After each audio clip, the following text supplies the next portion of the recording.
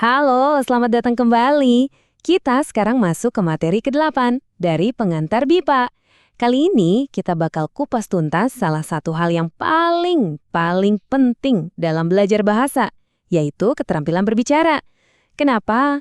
Soalnya, bisa ngomong itu kan bukan cuma soal nyambungin kata-kata aja ya. Ini tuh kayak puncak dari penguasaan bahasa itu sendiri. Nah, yuk kita bedah bareng-bareng gimana sih cara mengajarkannya dengan efektif. Nah, coba deh kita perhatikan kutipan ini. Ini benar banget loh. Buat orang yang belajar bahasa, sukses itu seringnya bukan soal nilai 100 di ujian tata bahasa kan? Tapi lebih ke, bisa nggak sih aku ngobrol di warung? Atau paham nggak ya kalau aku nanya jalan? Intinya itu ya kemampuan buat komunikasi di dunia nyata. Itulah yang disebut kompetensi komunikatif, yaitu gimana caranya kita bisa nyampein dan nangkap maksud pembicaraan dengan lancar. Oke, biar pembahasannya runut dan gampang diikuti, kita bakal pakai sebuah model yang keren, namanya piramida kompetensi. Jadi bayangin aja kita lagi bangun piramida. Kita mulai dari dasarnya dulu ya, fondasinya. Terus pelan-pelan kita naik ke level yang lebih atas. Dari latihan yang masih dibimbing banget, sampai akhirnya bisa ngobrol bebas tanpa bantuan. Ini alur yang paling logis buat ngembangin skill ngomong. Tapi sebelum kita ngomongin soal teknik A, B, C, ada satu hal yang super penting dan jadi syarat utama. Apa itu? Suasana kelas. Serius, ini kuncinya. Belajar ngomong itu nggak akan efektif kalau muridnya tegang atau takut. Kita harus ciptakan lingkungan yang nyaman, yang bikin mereka berani coba-coba, berani salah, tanpa perlu khawatir dihakimi. Aman secara psikologis, itu istilahnya. Nah, ini ada kaitannya sama konsep keren dari Stephen Krashen, namanya filter afektif. Gampangnya gini, bayangin di dalam diri pembelajar itu ada saringan emosional. Kalau mereka cemas, nggak pede, atau stres, saringan ini bakal naik jadi tebel banget. Akibatnya, semua materi bahasa yang masuk jadi mental, dan mereka jadi susah banget buat ngomong. Jadi, tugas nomor 1 seorang pengajar itu ya, nurunin saringan ini, bikin mereka rileks. Oke, kita mulai dari dasar piramida kita ya. Bagian paling bawah, fondasinya adalah pengucapan yang jelas. Logikanya sederhana kan? Sebelum kita mikirin ngomong lancar jaya atau pakai kalimat yang rumit, yang paling penting adalah omongan kita bisa dimengerti dulu sama orang lain. Ini fondasi yang nggak bisa ditawar-tawar. Kalau pengucapannya salah, ya komunikasi bisa langsung macet. Kalau kita bedah lagi, pengucapan itu ada 2 bagian penting. Yang pertama itu lafal. Ini soal gimana kita ngucapin bunyi-bunyi hurufnya dengan benar. Misalnya bedain E di kata sore sama E di kata bebek. Nah, yang kedua itu intonasi.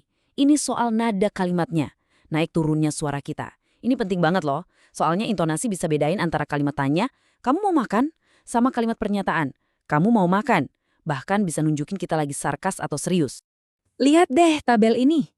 Ini nunjukin urutan latihan yang masuk akal banget.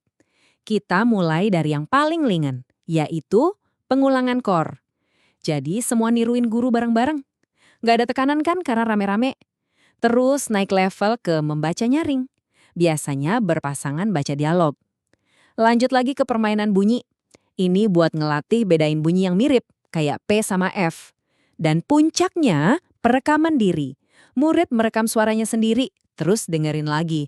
Ini bagus banget buat bikin mereka sadar sama kesalahan sendiri dan jadi lebih mandiri. Oke, saatnya kita naik satu tingkat di piramida kita. Fondasi pengucapan udah kuat, sekarang kita bangun kerangkanya, yaitu akurasi tata bahasa dan kosakata. Nah, di sini ada konsep penting namanya scaffolding. Tahu kan perancah yang dipakai buat bangun gedung? Fungsinya sama. Kita kasih bantuan atau kerangka sementara lewat aktivitas yang terstruktur supaya pembelajar bisa ngerjain sesuatu yang sebenarnya sedikit di atas kemampuan mereka. Lama-lama bantuannya kita lepas.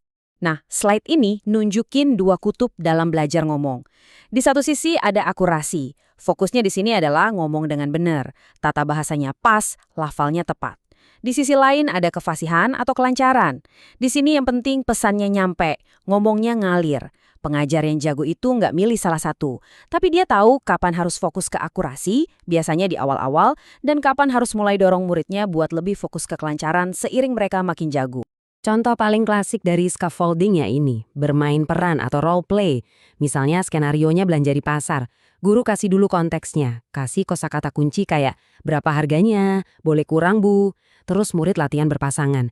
Ini jembatan yang bagus banget loh, antara cuma tahu teorinya sama bener-bener bisa prakteknya.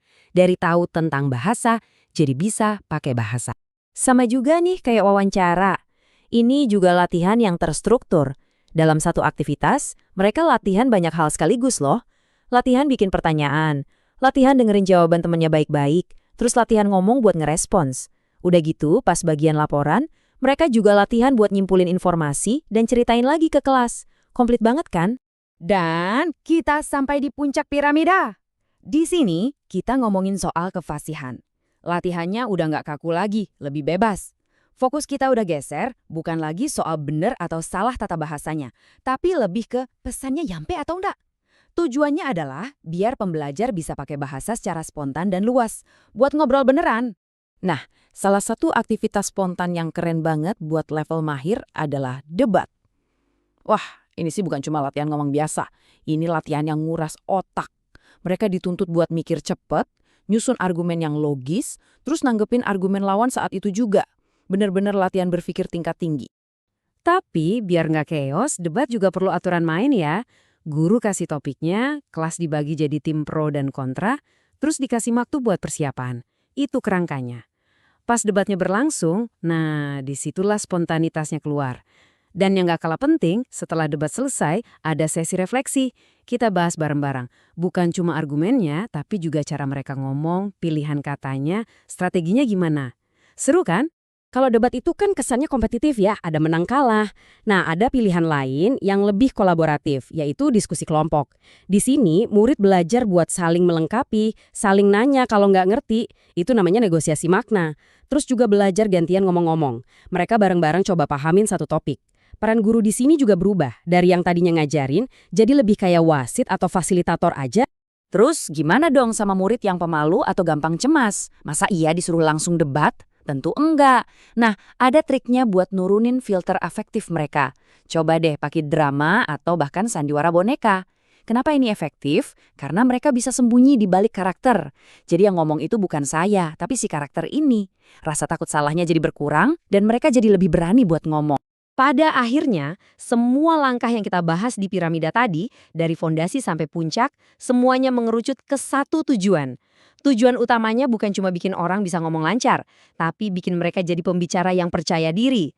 Rasa pede ini muncul dari gabungan antara penguasaan materi bahasa dan yang paling penting, pengalaman berhasil dalam berkomunikasi. Kutipan ini benar-benar ngejelasin betapa rumitnya proses ngomong itu. Coba deh pikirin, pas kita ngobrol, otak kita kerja keras banget.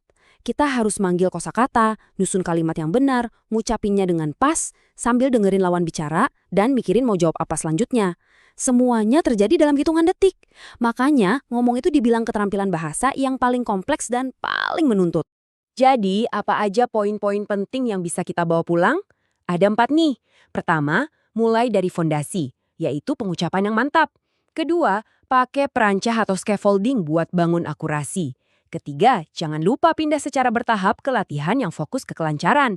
Dan yang keempat, yang jadi payung buat semuanya, selalu ciptakan suasana kelas yang nyaman dan mendukung. Nah, sebagai penutup, saya mau ngajak Anda buat mikir sejenak. Dari semua aktivitas yang udah kita bahas tadi, kira-kira mana nih yang paling cocok buat Anda terapkan di kelas?